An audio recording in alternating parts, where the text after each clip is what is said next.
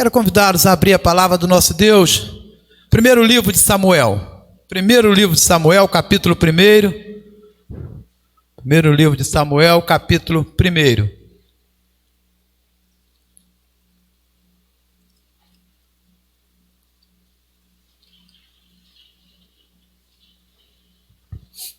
Vamos fazer a leitura do versículo 1 ao versículo 8. Quero convidá-los ainda também a fazer essa leitura alternada. Primeiro livro de Samuel, capítulo 1. E vamos fazer a leitura versículo 1 ao versículo 8, primeiro momento. Logo após, mais no decorrer de nossa palavra, iremos ainda andar mais um pouco dentro desse primeiro capítulo. Leamos a palavra do nosso Deus. Houve um homem de Ramataim, Zofim, da região montanhosa de Efraim, cujo nome era Elcana, filho de Jeroão, filho de Eliú, filho de Tou, filho de Zuf e Efraimita.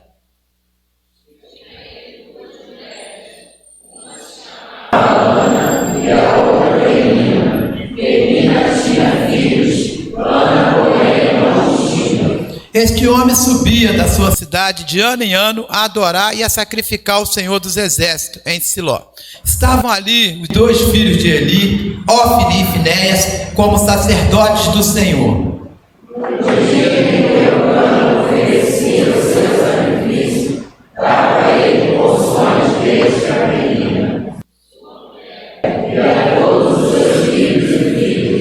A Ana, porém, dava porção dupla, porque ele a amava, ainda mesmo que o Senhor a houvesse deixado estéril.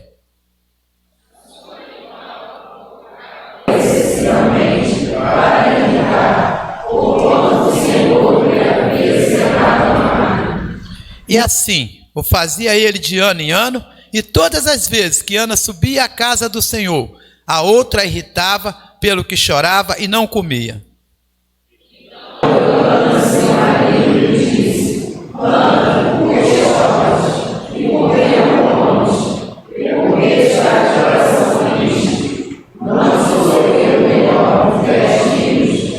Amém, queridos?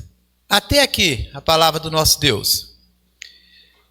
É interessante, o livro de Samuel, ele começa num momento crítico da história de Israel, né? Foi uma época de transição entre os juízes e os reis. Então esse livro ele começa num momento crítico, um período de desorganização e baixo estado moral de Israel. E de fato o livro de Samuel, o livro de Juízes, ele procede historicamente primeiro a Samuel. E os capítulos primeiro desse livro, eles terminam com algumas histórias horríveis do estado moral de Israel. Então o livro de Juízes termina com essas palavras proféticas. Naqueles dias Israel não tinha rei, cada um fazia o que bem entendesse. Juízes capítulo 21, versículo 25. Então nós se deparamos agora no começo de um livro muito interessante para nós, quando nós estaremos a observar, porque o livro começa com a promessa que Deus está prestes a mudar tudo isso que eu disse agora. Então o livro começa com essa promessa: Deus vai mudar todo o acontecimento. Tudo aquilo que aconteceu no livro de Juízes, todas as dificuldades, todas aquelas coisas que não poderiam ter acontecido e aconteceram, então agora vão ser mudadas pelo Senhor. E é interessante a gente frisar que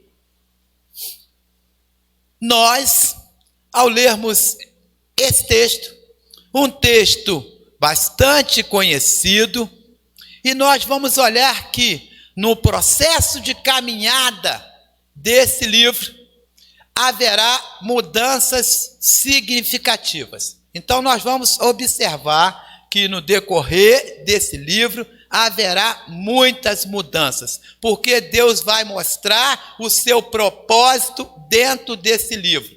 E qual é o propósito de Deus dentro desse livro? Essa é a nossa intenção nesta noite. Qual é o propósito de Deus no livro de Samuel? Mas nós vamos olhar, a primeira coisa que nós queremos frisar nesta noite é o poder da oração. E eu quero fazer uma pergunta para cada um de nós nessa noite. Nós entendemos o que é a oração? Nós entendemos o que é a oração? E outra coisa também, nós entendemos o poder da oração nas nossas vidas.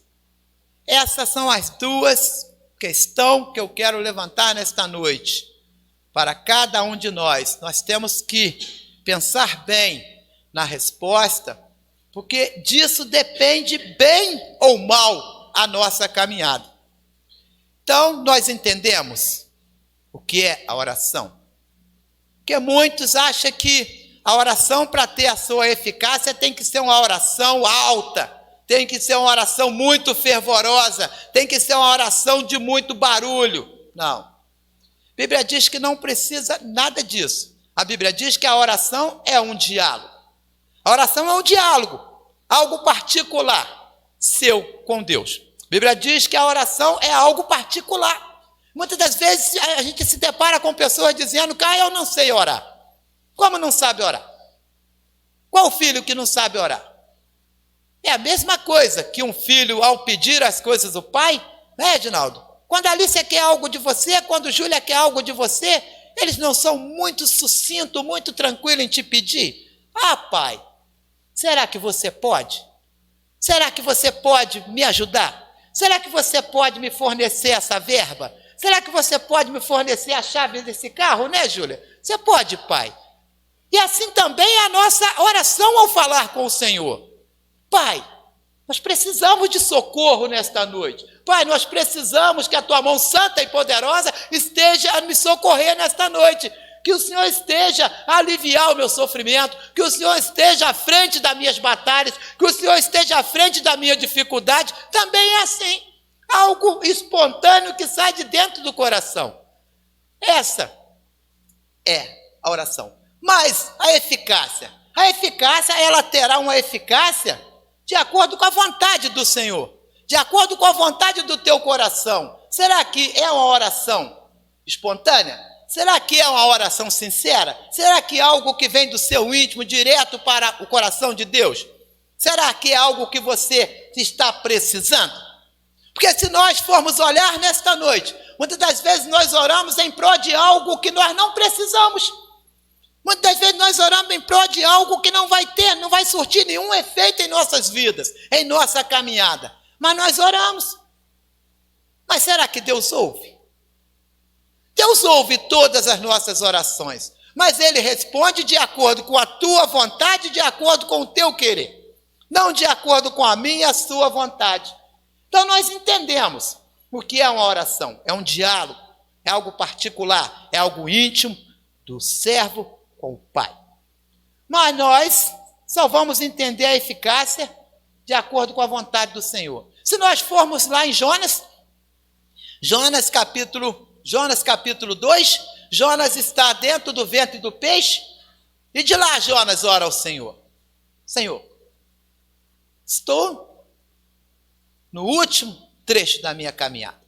E Jonas ora, e Deus ouve, e Deus responde, porque Deus tinha um propósito na vida de Jonas. Então Deus ouve a sua oração, e Jonas é tirado daquele local para cumprir um propósito de Deus. Mas também nós vamos lá em Isaías capítulo 38, e nós olhamos agora uma oração de um momento muito crítico também de Ezequias, onde Isaías vai lá e diz para Ezequias: põe a tua casa em ordem, porque morrerás e não viverás.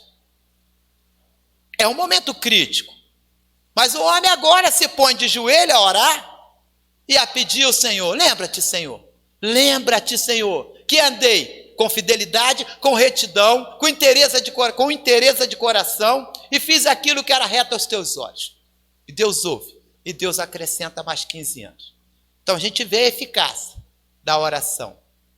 E agora nós voltamos para esse texto, nós voltamos para Samuel. Mas o que Samuel tem a ver com essa oração, com isso que eu estou falando nesta noite? Samuel vai ter ainda muito a ver com isso. E a primeira coisa que a gente vê, né, no texto, a primeira coisa que nós temos que entender é o propósito de Deus. A primeira coisa que quero que entendamos nessa noite sobre o propósito de Deus na oração é que você nem sempre pode consertar os problemas dos outros. Muitas das vezes a gente se põe em oração pelos problemas dos outros. Queridos, muito bem. Ore pela minha vida. Oramos pela vida um dos outros. Mas nós não podemos consertar os problemas dos outros. E muitas das vezes a gente ora achando que a gente pode consertar o problema um dos outros. Não, a gente pode orar um pelos outros. Mas a decisão é de Deus. A decisão é de Deus. Somente Ele tem poder e autoridade. Somente Ele entra com a sua providência no momento que Ele achar necessário. No momento que Ele quiser. Não no momento quando eu me ponho a orar. E muitas das vezes as pessoas estão andando em busca de oração. Nós temos que ir que lá, irmã, ora e cai fogo do céu. E a sua oração, ela não tem nenhuma eficácia? Não tem, porque a eficácia vem do Senhor. E nós somos somente um canal de bênção. Um canal. Somente oramos e colocamos na mão do Senhor. E muitas das vezes a gente acha que a gente pode mudar o rumo do acontecimento. A gente acha que a gente pode mudar os acontecimentos sobre a vida dos outros através das nossas orações e não podemos. Não tem como você mudar o propósito de Deus em relação à vida do teu irmão pela sua oração. Não tem como. Não vai mudar. Não adianta você achar que vai mudar. Eu oro e as coisas mudam. Não mudam. Não mudam, porque o propósito de Deus não muda a seu respeito. Deus tem tudo programado. Deus tem tudo pronto para a sua vida e para a minha vida. Um tempo determinado para cada um de nós. E não adianta querer achar que a nossa oração vai mudar o propósito de Deus a nosso respeito. Não vai mudar. Porque Deus já tem tudo programado para cada um de nós. E nós temos que crer nesta noite que é assim. Deus tem tudo programado. Há um propósito para cada um de nós. Pronto. Para nós vivermos aqui. Queridos, você pode até querer. Você pode até tentar. Mas você nem sempre pode resolver os problemas. E nós olhamos agora as pessoas envolvidas nessa história. Do versículo 1 ao versículo 3, nós vemos as pessoas que estão envolvidas agora nesse texto que nós lemos, e nós vamos falar um pouco sobre os acontecimentos desse texto, né? Então nós vamos lá, do versículo 1 ao versículo 3, nós vamos apresentar as pessoas envolvidas. Houve um homem de Ramataim, então nós lemos do versículo 1 ao versículo 3. Nós agora vemos Eucana, nós vemos agora Ana, nós vemos Penina, e nós vemos agora o sacerdote Eli, seus 2 filhos, Ofni e Finéias. Então nós vemos agora aqueles que estão agora inseridos dentro desse texto. Mas qual é o papel de cada um dentro desse texto? E nós vamos bem rápido. Eu hoje falei que vai ser rápido e vai ser mesmo, hein? Pode ficar tranquilo, Lara, é rápido. Hoje eu falei e vai ser, que toda vez que eu falo não consigo ser rápido. Hoje eu vou ser rápido. 8h30, nós vamos parar. Quem são essas pessoas? Qual é o papel de cada uma dessas pessoas dentro desse texto?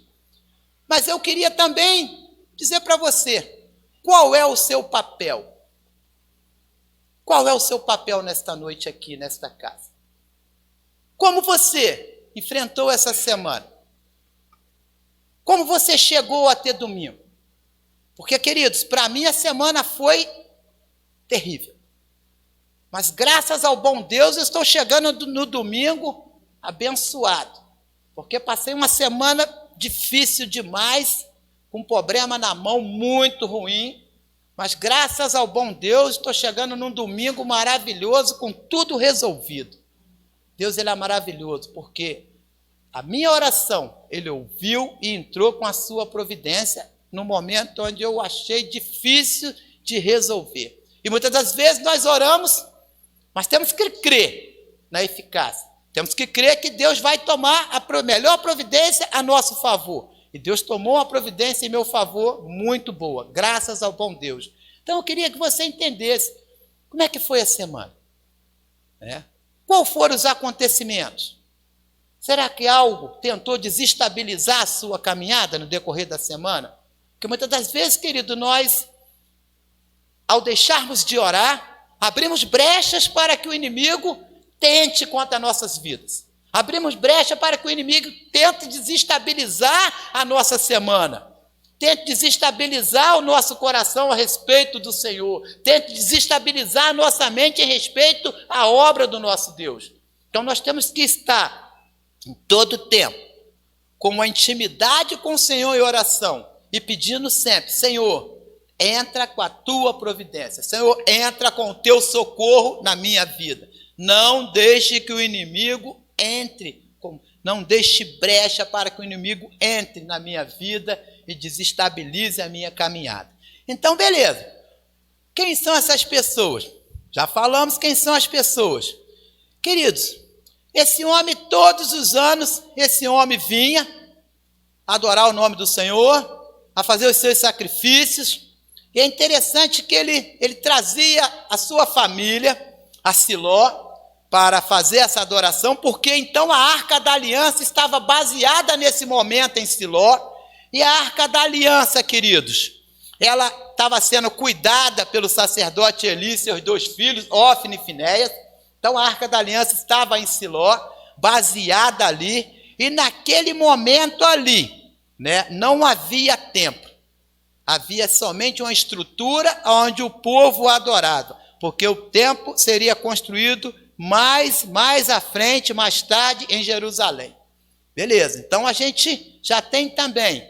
E nesse momento, o nome usado para Deus era o Senhor Todo-Poderoso. Então nós temos algumas informações em particular, e essa é a primeira vez que nós encontramos esse nome particular dado para Deus, ali em Siló, o Senhor Todo-Poderoso. Então, querido, nós vemos agora os personagens. E agora nós passamos para onde nós queremos chegar. Ana. Mas o livro é de Samuel. Mas nós vamos chegar a Samuel. Queremos agora ter em Ana. E nós conhecemos a história de Ana. É uma história muito triste. É uma história muito complicada agora, porque Eucana tem Ana. Eucana tem uma outra esposa, Penina. Ana é estéril. E Penina tem filhos. Então há uma rivalidade muito grande entre essas duas personagens, porque uma está a confrontar a outra porque tem muitos filhos, e naquela época filhos eram uma herança maravilhosa. Ainda é hoje, não é? Porque se eu falar, meu Deus do céu, os filhos me avançam, Os filhos ainda são herança hoje. Mas naquela época, os filhos eram uma herança maravilhosa. E Penina tem filhos e filhas. E Ana agora é estéril. E agora, quando Eucana sobe para a festa ali de adoração, Ana está triste, Ana está desolada, porque ali agora não tem como se alegrar, porque a outra está com os seus filhos, a outra está a confrontá-la em todo o tempo. E você só vê, o texto diz que Ana só anda chorosa. Queridos, e nós continuamos, a caminhar dentro do texto, quando Eucana tenta consolar Ana, e nós chegamos no ponto que nós queremos partir daqui para nós fecharmos a nossa pregação. O que nós aprendemos com Ana? O que nós aprendemos com Ana? Nós conhecemos a história, já passamos algumas informações de todos os acontecimentos, como Ana era tratada, o que acontecia em todas as festas, ano após ano. Então nós conhecemos essa história muito bem. Queridos, a Bíblia deixa bem claro que Deus estava trabalhando na vida de Ana embora ela não tivesse ciência disso. E nesta noite também, quero dizer para você, se você está vivendo uma situação muito delicada, ore e creia que Deus está trabalhando na sua vida. Deus está trabalhando em seu favor. Isaías diz, lá Isaías 64, versículo 4, diz que um Deus que trabalha em nosso favor desde a antiguidade, um Deus que trabalha em nosso favor. Então ele continua trabalhando hoje, em meu favor e em seu favor. Queridos, e mesmo que a situação pareça desesperada, dolorosa, nós devemos confiar que mesmo assim Deus está no controle de tudo. Não há situação que Deus não esteja no controle. Está ruim, Deus está no controle. Está desesperador, Deus está no controle. E se você crê, isso vai mudar. A situação aos seus olhos pior do que esse texto que eu li até o momento? A situação pior? A mulher estéril, a outra tem um monte de filhos, a confrontando, a debochando dela, rindo, fazendo chacota, mas isto vai mudar. Então eu quero que você entenda que não importa o que esteja acontecendo de ruim, vai mudar. Entenda isso e creia, agarre isso como uma promessa. Não importa a dificuldade, vai mudar, mas vai mudar se você crê, se você orar e crer que vai mudar, porque não adianta somente orar, tem que orar e crer que vai mudar, beleza? E o texto agora, a Ana vai nos modelar para entender os acontecimentos. A Ana vai nos modelar para entender os acontecimentos. E agora, nós devemos aprender a encontrar conforto na oração. E é exatamente o que Ana vai nos mostrar nesse momento. Ana modela a oração para nós de algumas maneiras profundamente significativas. E a primeira coisa que nós vemos, Ana nos modela a fazer uma oração honesta. Do versículo 9, quero que você só mantenha a sua Bíblia para você acompanhar. Do versículo 9 desse texto em apreço, versículo 9 e versículo 10, Ana vai nos mostrar uma oração honesta. Olha, após terem comido e bebido em Siló, estando Eli, o sacerdote, assentado numa cadeira junto a um pilar do templo do Senhor, levantou-se Ana e com amargura de alma orou ao Senhor e chorou abundantemente. Queridos, a festa acabou e Ana agora está chorando. Queridos, eu quero dizer para você que quando você orar, seja honesto diante do Senhor com a sua oração. Seja honesto com o Senhor. Derrame o seu coração. Clame ao Senhor. Fale com Ele. Senhor, está difícil. Senhor, está difícil. Senhor, a dificuldade está muito grande. E Ana, ela se derrama aos pés do Senhor. É uma oração sincera, honesta. Olha, queridos, você não tem que fingir ser alguém que você não é diante do Senhor. Você não tem que fingir ser alguém que você não é diante do Senhor. Fale honestamente com o Senhor. Derrame o seu coração honestamente com o Senhor. Coloque no altar do Senhor a tua dificuldade. Coloque no altar do Senhor tudo aquilo que tem te afligido, tudo aquilo que tem desestabilizado o seu coração. Ore e coloque no altar dele. Senhor, resolve para mim. Senhor, entre com a tua providência. Senhor, faça que aconteça algo de bom para mim. Faça que esse momento difícil passe, porque vai passar. Mas você tem que ser honesto com o Senhor. Não finja para o Senhor falando palavras bonitas. Ai, Senhor, que bom nada, está doendo o coração, está muito difícil, está ruim de alcançar aquilo que eu estou tentando alcançar há muito tempo, Senhor. Se for da tua vontade, faça que eu alcance, Senhor. Mas se não for da tua vontade, tira do meu coração. Tira do meu coração, Senhor, se não for da tua vontade. Se não for do teu querer, tira. Faça, Senhor, que entre no esquecimento do meu coração, se não for da tua vontade. Mas não finja perante o Senhor. Abra o seu coração. Fale com o Senhor. Entre, faça todas as suas perguntas. Coloque todo o seu sofrimento, toda a tua dor perante Ele. Senhor, resolve. Só o Senhor pode resolver. Queridos, esse é um modelo sincero de oração, honesto de oração.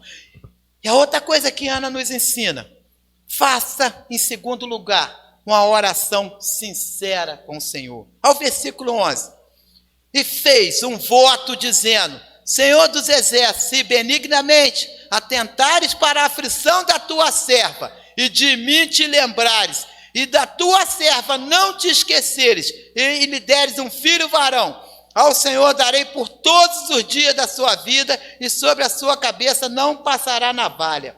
Queridos, ela faz uma oração sincera.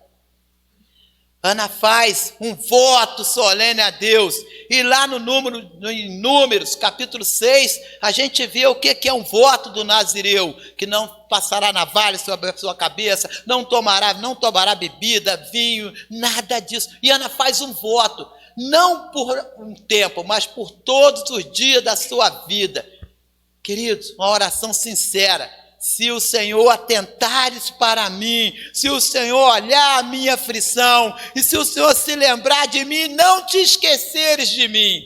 E nesta noite não pode ser diferente, Senhor, se o Senhor não se esquecer de mim, se o Senhor não se esquecer daquilo que eu falei contigo há tanto tempo, e aos meus olhos, não ainda aconteceu, mas só acontece no teu momento, que eu tenha paciência para esperar, que o meu coração seja sincero para esperar acontecer na minha vida, aquilo que eu te pedi há tanto tempo, mas só vai acontecer quando o Senhor achar necessário acontecer na minha vida. Faça ao Senhor uma oração sincera, querido. E Ana faz uma oração sincera e não coloca isso como um momento só. Senhor, se me deres esse filho, eu te darei ele para todos os dias da vida. Queridos, é uma oração sincera, difícil de fazer. Porque Ana é estéril. E agora, se tu me deres um filho, se não se esqueceres de mim, eu te darei ele para todos os dias da tua vida. E em terceiro lugar, Ana vai modelar para nós uma oração fervorosa. Do versículo 12 ao versículo 14 diz, demorando-se ela no orar perante o Senhor, passou Eli a observar-lhe o movimento dos lábios, porquanto Ana só no coração falava, seus lábios se moviam, porém não se lhe ouvia voz nenhuma. Por isso Eli a teve por embriagada e disse-lhe, até quando estarás tu embriagada? Aparta de ti esse vinho. Porém Ana respondeu, não, Senhor meu, eu sou mulher atribulada de espírito, não bebi nem vinho, nem bebida forte, porém venho derramando a minha alma perante ao Senhor. O sacerdote, agora, entra mais um personagem. O sacerdote não tem a sensibilidade de entender que a mulher está orando ao Senhor, que a mulher está falando com o Senhor, que a mulher está se derramando perante o Senhor por algo que ela está precisando. Muitas das vezes, querido, nós não queremos pedir nada ao Senhor, estamos precisando, mas não pedimos. Ah, Deus conhece meu coração, conhece mesmo, mas Deus, Ele é um Pai que se agrada em ouvir os seus filhos clamar a Ele, os filhos pedir a Ele, os filhos colocar no altar do Senhor aquilo que tem precisado, aquilo que está precisando. Qual é nesta noite a nossa dificuldade? O que é que tem afligido a cada um de nós? Ana estava orando tão fervorosamente em seu coração que os seus lábios estavam se movendo, mas nenhum som saiu da sua boca.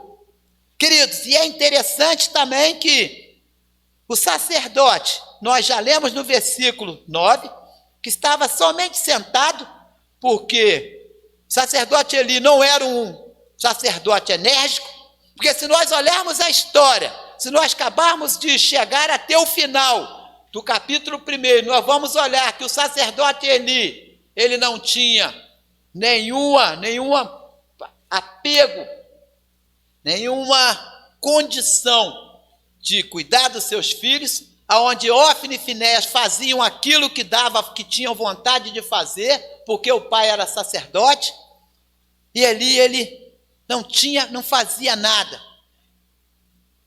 Quase sempre nós lemos Eli sentado em uma cadeira ou deitado, e a sua lentidão contrasta fortemente com o fervor da oração de Ana. Eli não era apenas preguiçoso fisicamente, mas era também lento espiritualmente. A Bíblia diz que Eli não era só preguiçoso fisicamente, não, porque ele o texto só diz que Eli só andava sentado ou deitado, numa espreguiçadeira. Mas o texto diz também que ele era lento espiritualmente ao corrigir os seus filhos. E é interessante que ele não é capaz de discernir que a mulher está clamando ao Senhor, ao ponto de dizer que a mulher está embriagada. E é interessante que Ana protesta: não, Senhor. Versículo 15 diz que, não, Senhor, eu não estou bêbado. Eu sou uma mulher atribulada, estou derramando o meu coração perante o Senhor. Queridos, e é interessante, ele pensa a mulher está embriagada e é simplesmente Ana orando ao Senhor. E a última coisa que nós vemos agora em Ana, Ana nos modela com a oração de humildade. O texto vai fechar para nós dizendo que Ana nos modela com a oração de humildade. Versículo 17 e 18. Então lhe respondeu Eli: vai-te em paz, e o Deus de Israel te conceda a petição que lhe fizeste. E disse ela: acha a tua serva mercê diante de ti. Assim a mulher se foi seu caminho e comeu, e o seu semblante já não era mais triste. É interessante, queridos, que mesmo diante daquela atitude errônea de Eli, a mulher mesmo assim o reconhece como um sacerdote, e a mulher se dirige a ele. E ele reconhece agora que a mulher está falando com Deus e lhe concede uma bênção. E é interessante que ele nem sabe o que a mulher está pedindo na sua oração, mas ele lhe concede a bênção. Que Deus lhe conceda aquilo que você está pedindo. E nesta noite, eu também não sei qual é o seu pedido, eu sei do meu, mas que Deus te conceda aquilo que você está pedindo nesta noite, se você realmente crê na oração. Que Deus te conceda aquilo que você veio buscar. Ana é transformada pela oração. E finalmente, Ana não apenas nos modela a oração honesta, fervorosa e humilde, mas também vemos que Ana é transformada pela oração. E é interessante que muitas das vezes nós queremos que a oração te mude. Nós queremos que a nossa oração mude nos acontecimentos em relação aos outros. Mas deixa eu falar uma coisa para mim e para você nesta noite. Antes que a oração mude qualquer coisa, primeiro, Deus quer que a oração mude o nosso conceito. Isso nós temos que entender nesta noite. Muitas das vezes nós oramos em prol de mudança para os outros. Mas Deus, antes de mudar o quadro através da nossa oração, Ele primeiro quer mudar o nosso coração para que nós entendamos qual é o valor da oração nas nossas vidas. Que o Senhor nos abençoe, que o Senhor nos mostre que através da oração nós podemos alcançar, porque Deus cumpriu um propósito na vida de Ana através da oração. E é interessante, agora eu chego, quando Samuel nasceu, ele se juntou a uma longa linhagem de líderes importantes em Israel que nasceram milagrosamente de mães estéreis. Quando Samuel nasceu, depois de todos esses acontecimentos, Samuel se junta agora a um grupo seleto de líderes que nasceram milagrosamente de mães estéreis. A esposa de Abraão, Sara, era estéril antes de dar à luz a Isaac. A esposa de Isaac, Rebeca, era estéril antes de dar à luz a Jacó. E a esposa de Jacó, Raquel, era estéril antes de dar à luz a José. E agora, a esposa de Eucana, Ana, era estéril antes de dar à luz a Samuel. Que o Senhor dos Exércitos, o mesmo Deus que tomou conta de toda essa história, o mesmo Deus que permite que Samuel nasça, para que Samuel unja mais à frente Davi, Saul e Davi, também é o mesmo Deus que nesta noite derrama chuvas de bênção sobre as nossas vidas. Que o Senhor nos abençoe com a ministração da sua palavra.